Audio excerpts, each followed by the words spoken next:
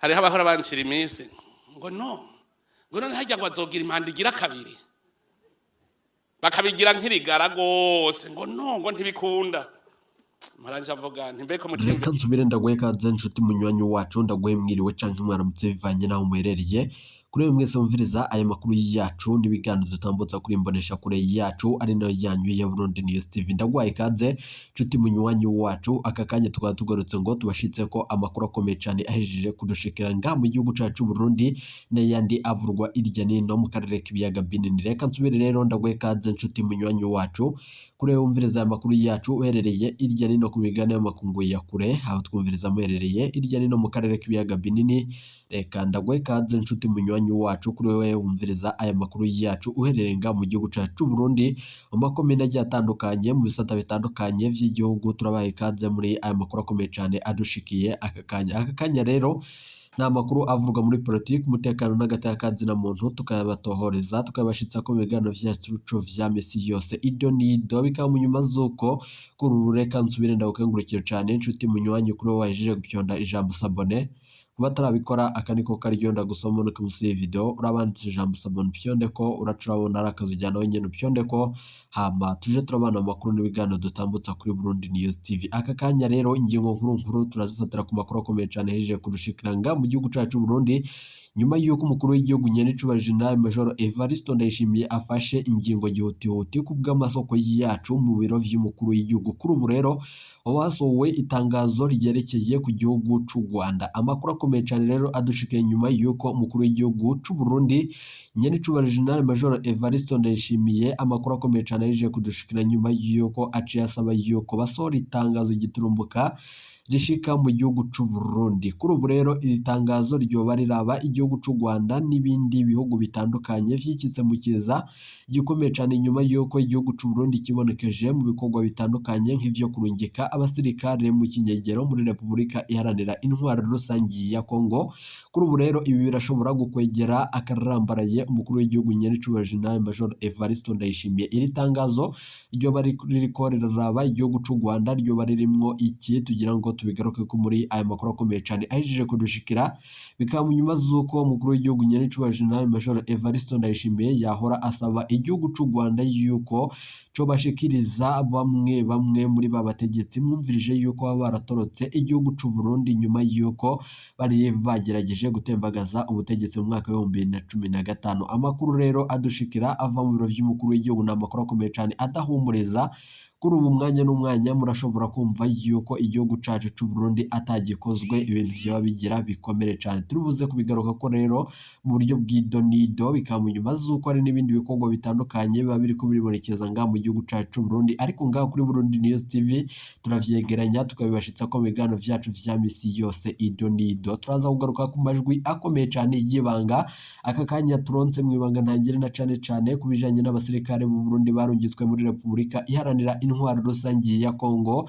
Kurwumvikano ruri hagati y'umukuru w'igihugu cacu ciza c'u Burundi Nyenicubahiro General Major Evaritse Ndayishimiye we na mugenzi wiwe Felix Tshisekedi. Amakuru rero akomeye cyane yeje kudushikira nyuma yuko ibihangange bitandukanye nga mu gihugu cacu c'u Burundi iyo ngingo bitaba biriko birayishira ko umukono kandi bitaba biriko birashima ico bitangaza kuri iyo ngingo ikomeye cyane yafashwe n'umukuru w'igihugu Nyenicubahiro General Major Evaritse Ndayishimiye. Bikaba mu nyuma zuko kuri ubu ngubu abasirikare b'u Burundi bariko baragandagurirwa muri Repubulika Iharanira Intwaro Rusangi ya Kongo, bariko baragaragaza umubabaro yuko abo bajana ku rugamba atari abasirikare, aho bajana ku rugamba nabo bita abawazarendo ku bw'amasoko yacu mu gisirikare c'u Burundi. Hari n'ibindi bikomakomeye two baduhejeje kuronka tugira ngo tuze kugaruka ko mu makuru yacu mu buryo bw'idonido. Bikanyuma zuko kuri ubu ngubu ijyanganye ga mu gihugu cacu c'u Burundi General Prime Niyongabo umukuru w'igisoda nga mu gihugu cacu c'u Burundi nawe nyene yoba ahejeje kwibonekeza mu bikorwa bitandukanye. Vyarumvirijwe yuko hari ibigwanisho vyasumwe ikambi zitatu z'igisirikare c'u Burundi. Ivyo bigwanisho rero hoba hahejeje gutahurwa iyo vyo vyarajwanywe na cane yuko amakuru akomeye cyane tugira tubashitse ko turibuze kubigaruka ko muri iri donido ry'amakuru twabateguriye. Kuri ubu rero biravugwa yuko leta y'u Burundi yoba isohoye ijambo rikomeye cyane nyuma yuko irishikirije mu itangazo giturumbuka risohotse aka kanya tugira ngo tuze kurinyuzamwo kandi turirabe neza kuri ubuhinga ngurukana bumenye dusasangure neza birimwo n'ibindi bitandukanye biba biriko biribonekeza irya nino mu gihugu c'u Burundi. Ni munyemerere aya makuru yacu tuyatangurira ku majambo akomeye cyane umurundi ngaha mu gihugu cacu Burundi yaciye ashikiriza nyuma yuko ari ibintu bikomeye cyane biteye ubwoba biriko biraba ngaha mu gihugu cacu Burundi bijanye no gutera ibihugu bitandukanye nyuma yuko kuri igihugu c'u Burundi coba citeguye gutera igihugu na cane cane cibanyi ubw'amasoko yacu turibuze kubigaruka ko mu buryo bw'idonido. Aka kanya rero reka makuru yacu tuyatangurire ku majambo akomeye cyane uyu Murundi yashikirije turaza no kubashitsa ko ijambo rikomeye cyane umukuru w'igihugu nyaricubahiro General Major Evaritse Yemeje yashikirije ku gihugu c'u Rwanda n'ibindi bitandukanye turibuze kwibanda ko mu buryo bw'idonido. Nizere ko rero waje gupyonda ijambo sabone kubisubiramwo ibyago bigira bitere i Burundi. March 15 ko mwashatse gushyira Imana imbere rero nimucakenge mutereke umuntu ariwe mwana w'Imana mu kibanza cy'iteka kimubereye sikiriya oyaye ni ca kabiri nimwibuke Yezu ariko arabwira wa muhinga w'amategeko ibwirizwa riruta yandi yose ati urakunda umukama Imana yawe n'umutima wawe wose n'umushaha wawe wose n'ubwenge bwawe bwose. Iryo niryo bwirizwa rikuru kandi rikaba n'irya mbere. N'irya kabiri rimeze nk'iryo urakunda mugenzi wawe nk'uko wikunda wewe nyene. Ndabibwira mwebwe bene icubahiro mukuru w'igihugu cacu mwebwe leta turaba natwe rero twazanywe n'urukundo rw'ukuri ataragakungero atarakuba kuko no hava nirukanwa mu kibanza ndimwo cyanye ngo ndabwe igitsure. Turaba mbere twazananywe n'urukundo rw'ukuri dufitiye Imana n'abarundi kazi abana b'Imana dusangiye iteka. Niho nababwira yuko se n'umwana bama bajana. Ndabibwira mwebwe bene icubahiro mukuru w'igihugu cacu mwebwe leta hari uruhande rw'urukundo rwatwanikiye n'ubu. Ego jewe mbona yuko rwatwanikiye twebwe abarundi.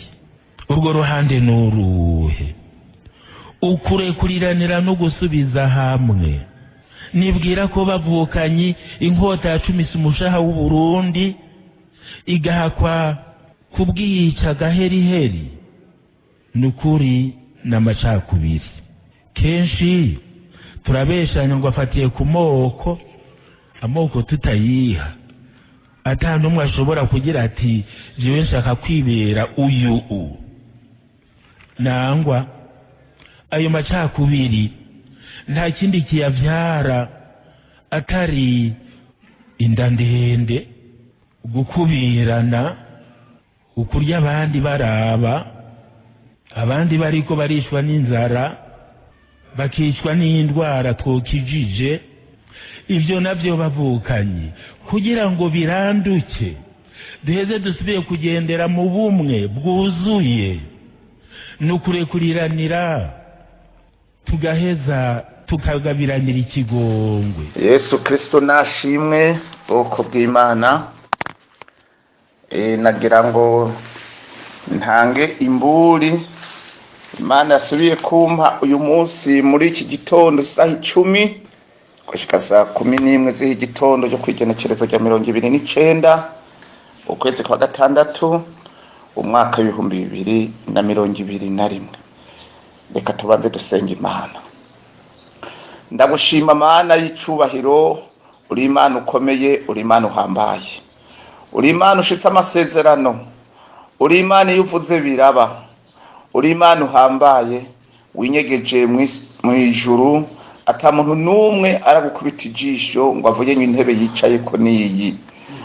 abana b'abantu intebe zabo barazirondera bakazibona zikaja kw'ivumbi, ariko intebe yawe nta vumbi rijako. Uri Imana ibihe vyose. Mana ndagushimiye kuko uri Imana waremye ikiremwa muntu, kandi iyo ushatse ikiremwa muntu uragicisha bugufi. Hari wahaye Mana yo mwijuru intebe urabakoza ubagira barebare, kugira ngo ababonye bose bagira ico biyumvira Mwana. Ndagushima muri iki gitondo ciza, abo wahaye kuganza aribo wagize barebare, ugira n'abandi kuba bagufi, kugira ngo ntibarehe namwe washize hejuru barebare.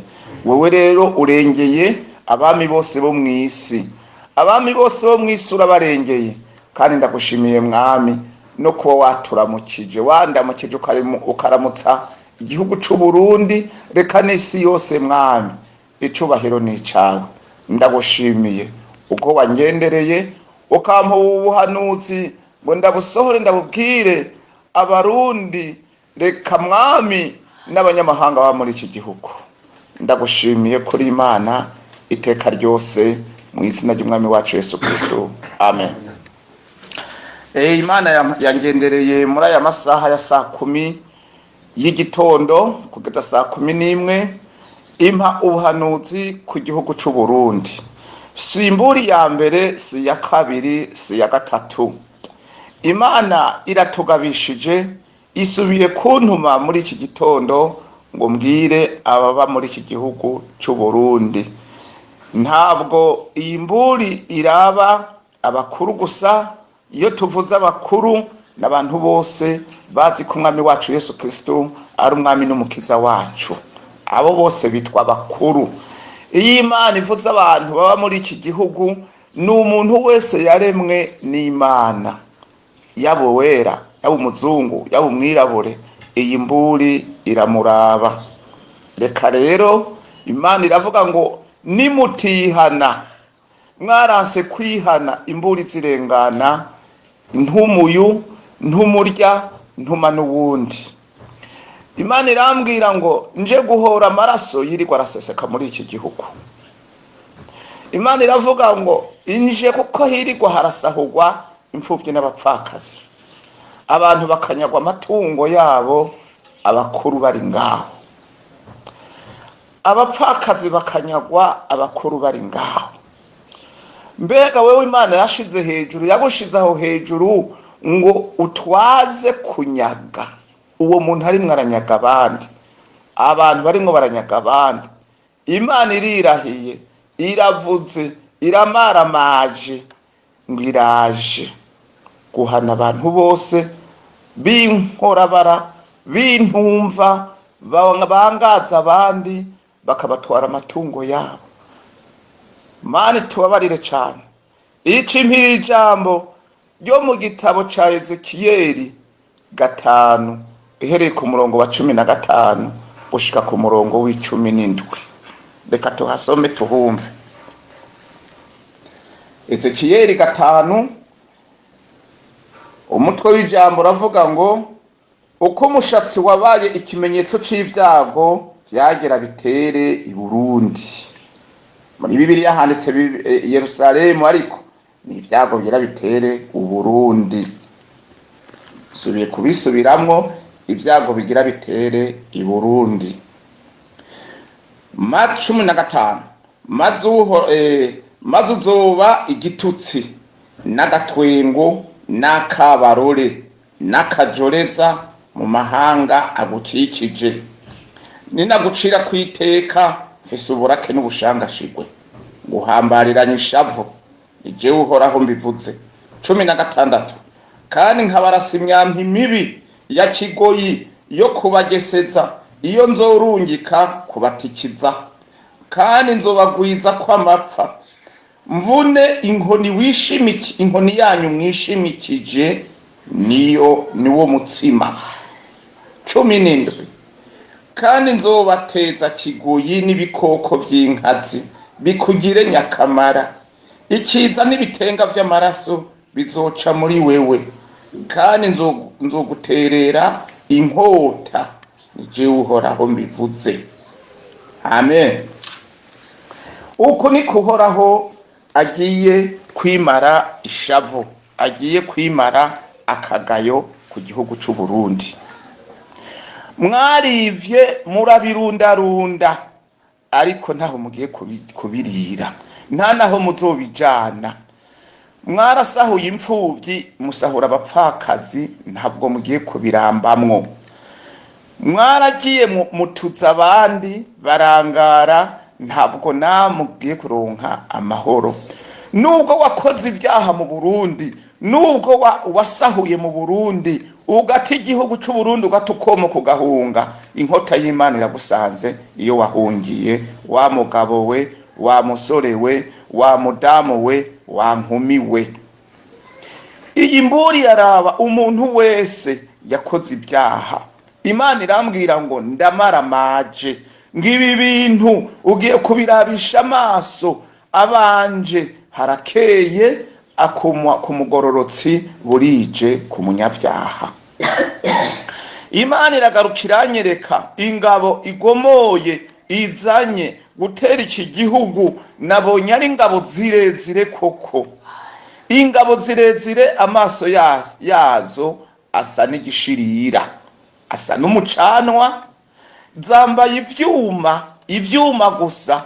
Sinokobesha uhora harimwe aranyereka izo ngabo, arapresenta umwe imbere yanje, aranyereka ati zose ukubona uya asa niko zisa, kuva hasi gushika hejuru, nta mubiri navuze ntibara abazungu. Nabonye amaso atukura hose, bambaye ivyuma gusa. Imana irambwira ngo mukuru wabo n'uyu yarafise agakarabo, ako gakarabo kari gapfundikiye. Imana iranyereka irambwira ngo azofata umuriro urimo arya karabo, aheza bushire mu kiganza, ngo aheza huhe, ngo uwo muriro uzocurandagata ushike impande zose yahuhiyemwo uwo muriro. Nubwo mufise ingabo, nubwo mufise iki, uwo ari we wese ntabwo ashobora guhunga. Imana ndayibaza nti mbega none abo bobo bakuru ntibazohava bahunga, bagahunga umuriro wawe gasigara urota twega abantu bato bato. Imana irambwira ngo nibafata indege, nanje hejuru nzoshiraho umunywa w'amazi, ngo nibafata indege, ngo nanje nzorekura imiravyo y'inkuba, ariko nta muntu azohunga Imana.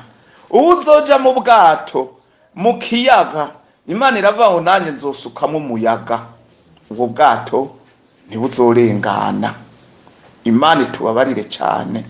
Iyo abarundi baba barabandi, bari bakwiye guca bugufi bagapfukama bakihana, akarorero n'akumwami w'Ininewe. Imana ndagaruka ndayibaza nti none abagororotsi bazoja hehe? Imana irambwira ngo heka ndakwereke, inyereka abayo ubuhungiro barimo barafata iyo baca. Hanyuma irambwira ngo aha hantu ntuhavuge, ariko uyisohore ibibanga ryawe nanje. Imana nanje nza gufata imoto nije nayitwara, icishira imbere yanje ikinogo kinini, itranshe nini koko, imbona ndashitse. Imana irambwira ngo bandi nibarengane wewe nturengana, ngo ndakugumije ngaha muri iki gihugu kugira ngo amabi yose nagiye ndakubwira agiye kuza uyabonesha amaso n'amaso yawe, uzogira icyo uzobwira abanje basigaye. Imana rero yasigaje muri iki gihugu, abayo bararengana, ishishira imbere yanje iyo transhe kugira ngume ndaba ibirimwo birashika, nze ndabibwire abayo yakinjishije ifise aho yagiye kunyegeza. Imana ishimwe cyane. Imana irambwira ngo icatumye ngo narakubwiye ngo reka ndagutahane, kuko urimo urabona amabi menshi muri iki gihugu n'ibigushikira, uraheza urasenga urantakambira, n'abagenzi bawe urabibabwira barasenga, ndaheza ndavyigizayo inshuro ya mbere, iya kabiri, iya gatatu, iya kane, iya gatanu, iya gatandatu. Rero iyindwi izoshika nzogutahana, ariko ivyo bintu bibonye uvyeretse ubibwiye abo nzoba nakinjishije n'abazoba bavutse. nuko Imana irambwira ngo abakozi banje abitwa abakuru, iravuga abapasiteri, iravuga abarimu, iravuga abadiyakoni, iravuga abantu bose bahawe amabanga nayo mu mabanga y'Imana, bataye amabanga baja muri politike, bajya bose inkota y'Imana irabarigise. Imana iravuga ngo abakuru barimwo barica abandi, abakuru bica bene wabo. Iyo irimwe iravuga abakuru, hari abakuru b'abapasiteri, hari abapasiteri bica abapasiteri bene wabo, hari abarimu bica abarimu bene wabo, hari abasenzi bica abasenzi bene wabo, hari abaririmbyi bica bene wabo. Imana iravuga ngo imfyisi zamariye intama, ngo kandi zimarira intama abakuru bari ngaho. Imana iravuga ngo mbega ninde mukozi wanje yagiye mu ngoro yanje arampamagara ngo ambwire yuko imfyisi zimaze intama, ngo jewe sinze gutabara, ngo uwo mukozi wanje naze duhangane tuburane. Ngo mbega ninde muntu numwe aganza bitavuye kuri jewe. Ngo Imana iragaruka irambwira ngo iyo haboneka numwe aza kumborogera, ngo nanje ngo naca mpindura, ngo uko ntaho ganza kutava iwanje, ngo nkashiraho abanyubaha. Yewe mukozi w'Imana, imfyisi zakumaranye intama uri ngaho ugatinya kubwira Imana, yewe Imana izokubaza intama z'Imana iyo wazagiye. Wamusenziwe, mukuru w'abasenzi, mukuru w'abaririmbyi, abo bantu Imana yaguhaye igiye kuzobakubaza. Pasitori, mwungere, ugiye kubazwa intama yaguhaye iyo wazisitse. Imana itubabarire cyane. Murambara amakoti mugashaza mukarya mugahimba, ariko ntimwiteho ivyo Imana yabashinze. Imana irambwira ngo umurundi aba muri iki gihugu, ngo nigiki ntabakoreye, ngo nigiki ntabakoreye, ngo narinzi ko muzokwera imizabibu, ngo none mwamye ibijabija. Niyo mpamvu Imana imaramaje kuri gita abantu baba muri iki gihugu bitewe n'ivyaha bikorwa, bigahera ku bakuru gushika kubo hasi. Ehe namwe muvyirabira. Guhera uyu munsi pasitori yarataye amabanga, ubu yagiye muri politiki. Mbega ko yaguhamagariye kuvuga ijambo ry'Imana ngo abantu bazoje mu ijuru, yaguhamagariye kuvuga politiki. Imana iravuga abakozi b'Imana basigaye basambanya abo bahaye ubutumwa, abana babo, burya umukirisu abari umwana wa pasitori, abaja gusambanya abo baretse mu ngoro y'Imana, abasambanya ugwaruka mu ngoro y'Imana. Ivyo vyose Imana irabivuga. Imana iramaramaje, ihereye hejuru mu bakuru ishitse ku bantu batonya. Imana rero iravuga ngo n'abahunze bakoze amabi, inkota y'Imana igiye kubashikira. Iravuga ngo ntabazohungira mu Rwanda, naho nyene umuriro ugiye kwaka. Ntabazohungira Tanzania, naho nyene umuriro uzaka. Ntabazohungira Kongo, naho nyene umuriro uzaka. Kugira ngo bose uwari we wese ahanigwe hahandi yakorera amabi. Nta gufata indege, nta gufata ubwato, oya. Mwarabizingatsinze murabirunda, birababaje kubona ingoro z'Imana ziva, ariko ahandi bagasengera mu mukungugu, ariko amafaranga yo kuja kwica bene wabo yo barayaronka, ayo gusambana no kwicana bakayaronka. Imana rero yamaze kwirahira. Imana yarahiye, iramaze kubona ivyaha bibera muri iki gihugu, ukuntu mwamaze amatungo y'imfuvyi n'abapfakazi, abandi bakamara amatungo y'abantu bahunze, bomo ukomora umuntu gacucikira amatungo yiwe, amahera mu mabanki, imiduga, impango, amatongo. Imana irirahiye ngo ndaje kumaramaza abo bose, nta hantu na hamwe bazoja. Imana iraje kubahana. Wa muntu we uzi neza yuko wasahuye ivya mugenzi wawe, nagira ndakubwira uje gusubiza hakibona. Imana irakaravye, nanjye ndagusezeye nk'umugaragu w'Imana, twasemereye kuva kera. Bayi ndagusezeye.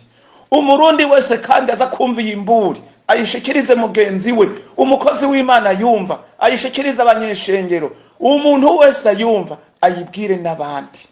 Imana irakaravye, Imana irakaravye. Mwabwiwe kera muranka kumva, mwahanuriwe kera muranka kumva. Umuhanuzi yaza n'ubuhanuzi agapfungwa canke akicwa, abandi bakabayongobeza ntibamenye irengero. Mbega wewe uzoja hehe? Kushikiriwe imisi mibi gushikiriye, warabirunzarunze urabuze yuja kubirira, waravyegeranije urabuze yubitwara. Imana ihana mu buryo bwishi. Nagira ndababwire, nubwo Imana icimpa ikigererezo c'igihugu ca Isirayeli, ngo reka kiriya gihugu nticitwa Isirayeli kera. Imana irambwira ngo kiriya gihugu cagiye kwitwa igihugu ca Isirayeli igihe caho ngo ndahirukanya abamoni n'abandi, ngo cari igihugu kitwagwa n'abami barahunga, ibirukanisha amavubi, nayicizana abo mu nda ya Aburahamu, izana abo mu muryango wa Yakobo, yari bo Isirayeli, iraheze batereka hariya hantu mwa kiriya gihugu. Natwe aha muri iki gihugu Imana ifise ububasha bwo kutwirukana rwose. Mu mburi iheruka kumpa yarayimpaye, irava ko hari abagiye gupfunyirwa mu mahanga, iyo sindayigarukako. Nagira mbwira umurundi uri hano, igitumi ziri mwirarungikiza imburi z'agasakisaki suki twaba nuko Imana idukunda. Nagira ndakubwira ucumviye imburi, umuntu w'Imana wewe ushikira abaganza ugende babwira ati nitwihane, Imana iramaramaje, ntawe ugiye gutinya, kandi bose nta muntu ari hejuru y'ikiganza c'Imana, nta numwe ari hejuru y'Imana. Umuntu wari we wese Imana iramusaba guca bugufi, ca bugufi mwene data. Izi mburi z'agasakisaki ntabwo zigenda amahoro. Ijambo ry'Imana iyo risohotse rigarukana umwimbu, Nagira ndakubwire, reka wumva akaririmbo umuririmbyi yaririmbye ngo jambo ry'Imana ntirizogenda ubusa, oyaye ntirizogenda ubusa. Mu Burundi jambo ry'Imana ntirizogenda ubusa, oyaye ntirizogenda ubusa. Amen. Nuko rero bene data, Imana inyibutsa nagiye gupfungwa nubakiye igicanira Imana, baramfungira haraho, mfungwa n'umopeje umukozi w'Imana. Mu biro vyiwe yarafise Bibiliya 3, arambwira ngo mfise Imana y'igisuma y'ibimpango. None nari nubakiye Imana igicaniro, none rero ko hasigawe n'ubusho bwateguwe gupfunga Imana n'abakozi bayo. Ubu rero Imana nayo yubatse ibihano cyangwa se yubatse agasho ko gupfunga abapfunga Imana. Erega umuntu wari we wese akora ibyaha abapfunza Imana. Ubu rero abigobotoye yatanze imbabazi kuva kera, muranka kumva. Harabo yagiriye neza, Imana yarabadugije bagira barebare, abandi bagira bagufi, ibaha icubahiro. None ca cubahiro yabahaye nico kiri mu kiromora abandi, nico kiri mu kirasahura abandi. Uravuga ngo ndagupfunga n'Imana yawe ndayipfunga. Mbega kabarundi musigaye mupfunga Imana, mwarosaho mupfungira Imana. Reka rero nayibanze zibadihe ibakubita inkota yayo, kuko namwe murafise ubushoboka kuyipfunga. Nze ndabe ko muzoyinesha. Muri mwebwe mwabarundi mwe mufise umutima w'akadada wo kutumva ubuhanuzi buguma buvuga, buguma busemerera. Iyo ugiye kuri YouTube usanga inkuru z'u Burundi, waho ugiye usanga inkuru z'u Burundi. None mwebwe mubuzwa niki? Imbabazi z'ubuntu mwihane, muvavanure n'agatima kabi ko kutumvira. Muravuga ngo abo bahanuzi Imana ituma ngo ninzara. Nagira ndababwire, iyi Mana dukorera, iyi Mana nkorera niyo ifise ubutunzi, ntabwo yananigwa no kumpa ivyo umutima wanje ugomba. Ego nivyo abakozi b'Imana turakenye, ariko dukenye mu buryo bw'umubiri, turabatonze mu buryo bw'impwemu. Mwaravyivye, mwarasahuye abandi, mwaratoteje abandi, mubatwara ivyabo, namwe murabuze iyo muja kubirira. Murabuze iyo muja kubirira, murara imitima ihagaze, ariko jewe ndaryama n'Imana yanje. Nuko rero bantu b'Imana, iyi mburi nayihawe muri iki gitondo, irambwira ngo ntirirenge ntayitanze. Nanje ndayitanze muri iki gitondo. Umuntu wese aza kuyumva ayihe mwene se, ayihe mwene wabo, kuko iyi mburi ntiraba ngo umuntu ni wo mu rushengero runaka. Iyi mburi irakiremwa muntu ari muri iki gihugu cy'u Burundi, kandi umuntu ayumva n'abanyarwanda bayibahe kuko no mu Rwanda nyene umuriro ugiye kwaka, Tanzania uzokwaka, Kongo uzokwaka, nta muntu n'umwe afise ahazohungira. Yemwe bantu b'Imana baba abanyarwanda ushobora kuronka umunyarwanda akayimuha, n'abanyarwanda bihane, abatanzania bihane, abakongomani bihane, nta muntu n'umwe azoba afise yahungaja. Oya, Imana yamaze gushavura, Imana yamaze kuraka. Yemwe bantu b'Imana, amababera munsi y'izuba Imana iratwitegereza, ihereye kuwo yahaye amabanga, kuwo yahaye kurongora abandi, Imana yamaze gushavura. Nuko bene data, Imana yampaye makuru, impa iyi message ngo ndayisantralize, ndayibwira abantu. Jewe aho nshika naha, namwe uyumva ayibihe mugenzi we, nuko Imana ibaho umugisha. Passage iravuga neza ku mutwe wayo ngo une politique que Dieu condamne. Nukuvuga ngo nimba abantu baragukondana ntihagire ico bikugira, uyu munsi ivyo wakoze byageze ahantu Imana iyo nyene rivugira que la politique condamne. Iyo politique irabivuga neza kandi biragaragara neza, kuko Imana yari yagukuye ku camvu ikwicarika ku ngoma kubera warayubaha, warayisenga, yarakubwira ukayumva, yaraguha amasezerano. Ariko ngo umaze kuhashika ntabwo ariko byakomeje bimera. Ufise Bibiliya aze kuhisomera namwe murabitahura. Ariko ikibabaje nuko ngo iyo politike wewe n'abakwegereye bose ngo bizohindukira bikaba source de déshonneur et de malheur. None Peter, gerageza uhindukire Imana, wibuke rwa rukundo rwa mbere. Peter, iby'iwawe byose byamaze kugaragara. Hari umugabo w'umubirigi akorera muri Swede, n'umuhanga cyane mu byerekeye iby'amashuri, n'umuchercheur muri chimie, yigisha kuri universite. Aherutse no kuronka prix y'amafaranga menshi cyane muri competition y'abachercheur bariko baragira. Byumvikana neza ko uwo mugabo mu bintu by'ubwenge bya connaissance arafise byinshi. Uwo mugabo rero Imana iherutse kumugirira neza.